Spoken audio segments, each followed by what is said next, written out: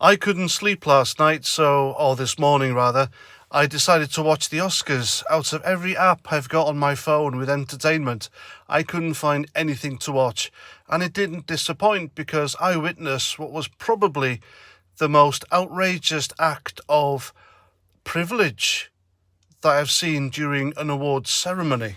So those of you this morning might wake up to see Will Smith trending on Twitter, on social media, on the news, on the radio.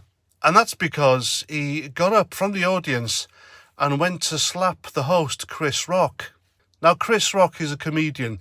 He is actually a funny guy. He can be outrageous, but it's just something, a guy that makes me laugh anyway. He just has to stand there. He has this look about him which is naturally funny. So he did his thing of introducing people who were going to nominate awards, introduce awards, give out the Oscars, whatever. He did his Oscars host shtick, and he did it well. And then he cracked a joke about Will Smith's wife. Now, those of you who don't know, Will Smith's personal life has been dragged through the public discourse thanks to his wife. The poor guy has been utterly humiliated by her and the fact that she's been sleeping around.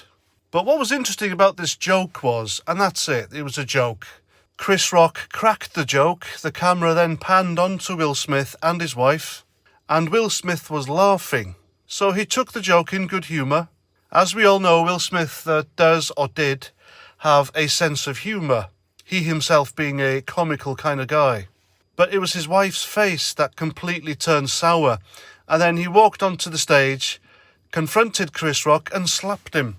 Didn't punch him, but slapped him. It was a sucker punch. And I felt very uncomfortable watching it.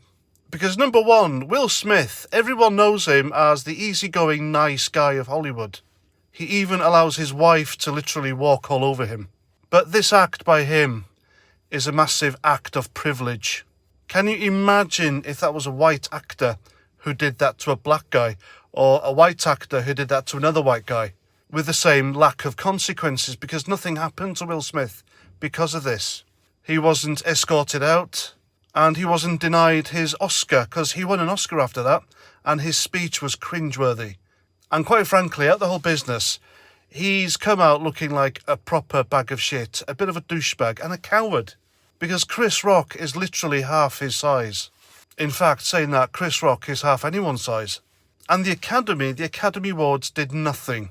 Now, the Academy Awards has had a bit of stick, and rightly so, for being really woke and still giving Oscars out to nonces like Roman Polanski, who was charged with rape in the United States 40 years ago of a much younger girl.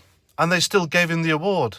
But can you imagine the credibility, the kudos, the respect that the Academy would have just regained if someone, a representative, went on stage, said Will Smith's actions were completely unacceptable.